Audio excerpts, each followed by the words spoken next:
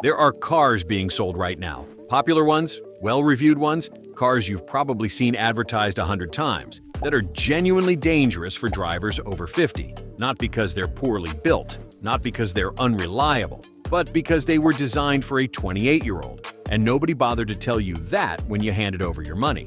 If you're over 50 and you're driving one of the vehicles in this video, I need you to pay close attention. Because what feels like a minor inconvenience, a stiff entry, a hard-to-read screen, a blind spot that's just a little bigger than you'd like, can escalate into something much worse in a split second on the highway. This isn't about scaring you. It's about making sure you know what the dealership never told you. Here's the problem that nobody in the automotive media addresses directly. Most car reviews are written by people in their 30s. They sit in a car for 45 minutes, drive it around a test track, and call it a day.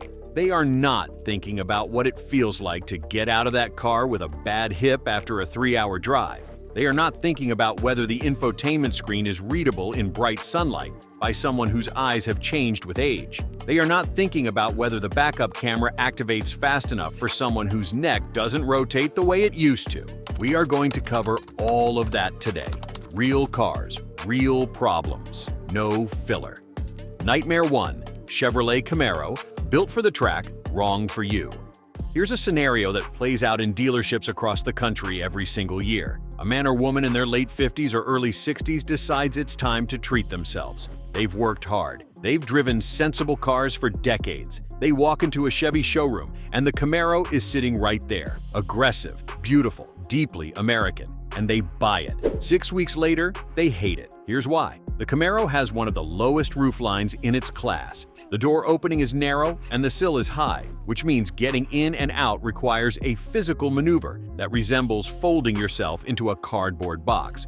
For anyone with reduced hip flexibility, knee pain, or any degree of lower back stiffness, this becomes a daily source of frustration and genuine physical strain. But here's where it gets worse. The rear visibility in the Camaro is notoriously poor. The rear window is small, the seat pillars are thick, and the trunk lid sits high. Backing out of a driveway or parking space requires almost complete reliance on the backup camera. And if that camera has a slight delay, or if glare interferes with the screen, you are operating nearly blind behind you. The cabin itself is low. You're not sitting in the car, you're lying in it, essentially. That position compresses the lower back over long drives and puts strain on the neck when checking mirrors. After 2 hours on the highway, a driver over 50 will feel it significantly.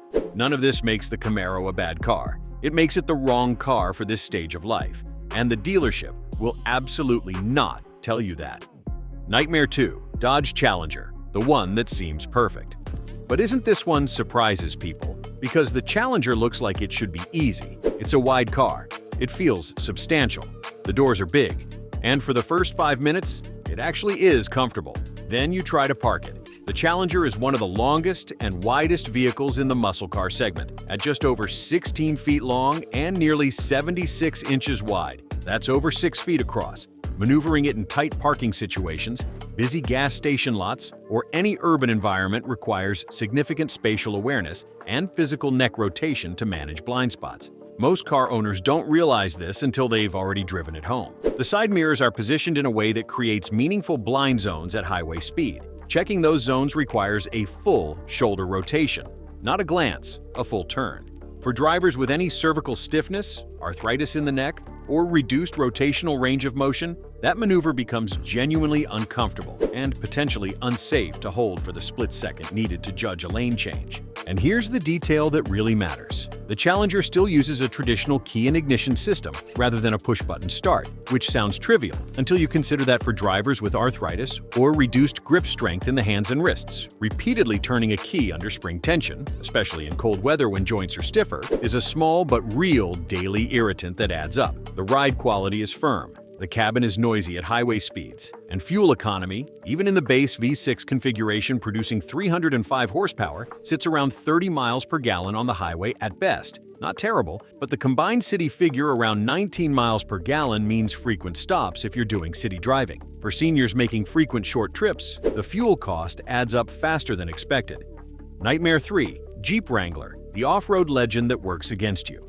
The Jeep Wrangler has a devoted following, and for certain uses, it is genuinely irreplaceable. But as a daily driver for someone over 50, it is one of the most punishing vehicles on the road. And the cult status around the brand means people rarely say that out loud. Start with the entry and exit. The Wrangler sits high, nearly 10 inches of ground clearance, which sounds like a benefit until you realize there is no running board standard on most trims, and stepping up into the cab requires significant quad and hip strength. Stepping down onto pavement requires controlled balance. On a wet day, in a parking lot, after an already tiring day, that step down is a fall risk. Full stop. The ride quality on the Wrangler is harsh by any modern standard. It rides on a solid front axle design, a setup common in serious off-road vehicles, which means every highway expansion joint, every pothole, every rough stretch of road transmits directly into the cabin with minimal absorption. Over a 45-minute commute on an imperfect road, that vibration reaches the spine. Over a 2-hour highway drive, it's exhausting.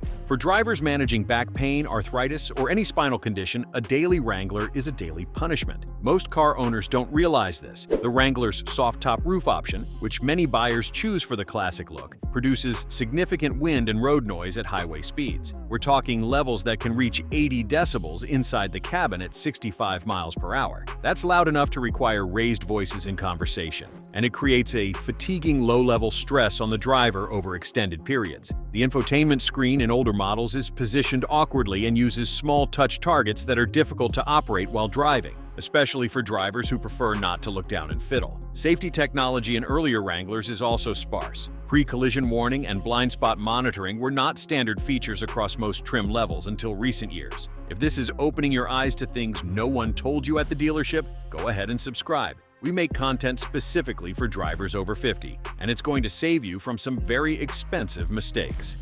Nightmare 4. Volkswagen GTI, the one that tricks you with comfort. Here's where it gets interesting. The Volkswagen GTI is universally praised by automotive journalists. It handles beautifully. The interior quality punches above its price. It's refined, it's quick, it's fun, and some drivers over 50 love the idea of something spirited and European. But here's the trap. The GTI is a hatchback with a lowered suspension tune. The ride height puts you very close to the ground. Door sill height is low and the seat drops you deep into the cabin. For drivers with knee pain or hip stiffness, the entry and exit process is nearly identical to the sports cars we discussed earlier. You are bending significantly to get in, and you are pushing yourself up significantly to get out every single time. The sport-tuned suspension, while excellent for cornering, transmits road texture in a way that becomes noticeable on long drives. The seats are bolstered, meaning they have raised side padding designed to hold you in place during aggressive cornering, which can create pressure points on the hips and outer thighs for drivers who don't need that lateral support and simply find it uncomfortable on a straight highway. The clutch on manual transmission versions, and many GTI buyers specifically want the manual, requires meaningful leg effort in stop-and-go traffic. For drivers managing any knee, hip, or lower back condition, repeated clutch operation in heavy traffic is a genuine physical strain that accumulates over a commute. And the infotainment system in GTI models from 2015 through 2019 used a touch-sensitive strip interface. No physical buttons, no tactile feedback. That required eyes-down interaction to operate. That system was widely criticized even among younger drivers. For anyone over 50 who prefers physical controls, it's maddening. Nightmare 5. Tesla Model 3, the technology that leaves seniors.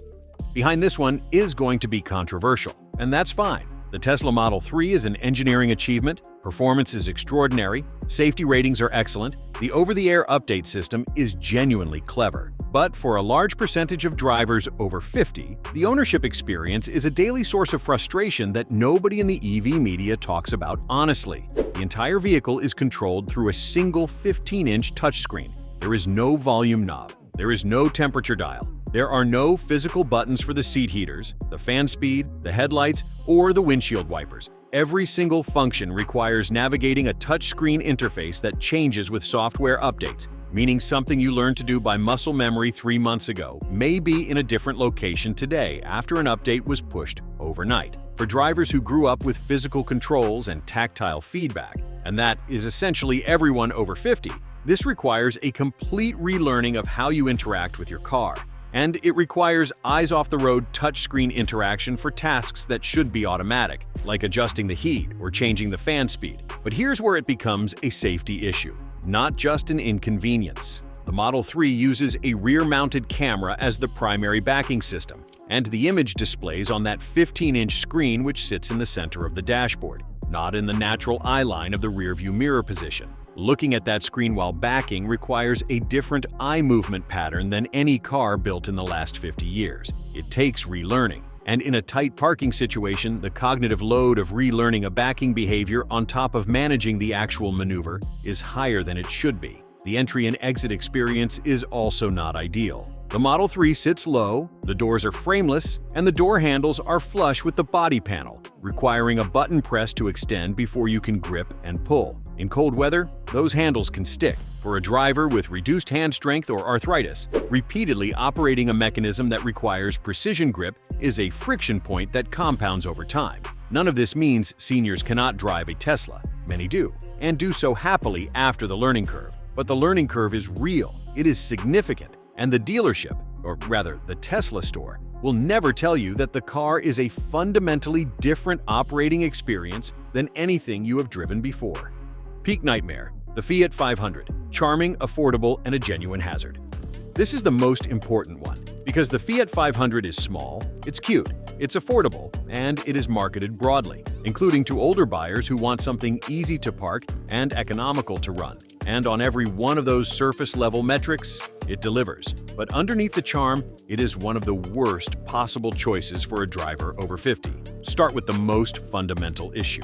The Fiat 500 is one of the smallest cars sold in the American market, in a collision with virtually any other vehicle on the road. A truck, a crossover, even a mid-size sedan. The laws of physics are not on your side. The vehicle weighs approximately 2,500 pounds. A full-size pickup truck can weigh over 6,000 pounds. In a serious collision between those two vehicles, the occupants of the 500 are absorbing a catastrophic force differential regardless of airbag deployment. For younger drivers who are statistically less likely to be involved in serious accidents and who have faster reflexes to avoid them, this is an acceptable trade-off for fuel economy and parking ease. For drivers over 50, whose reaction times are naturally slower and who statistically spend more time in traffic and on urban roads where multi-vehicle accidents are more likely, the mass disadvantage of a microcar is a genuine life safety concern.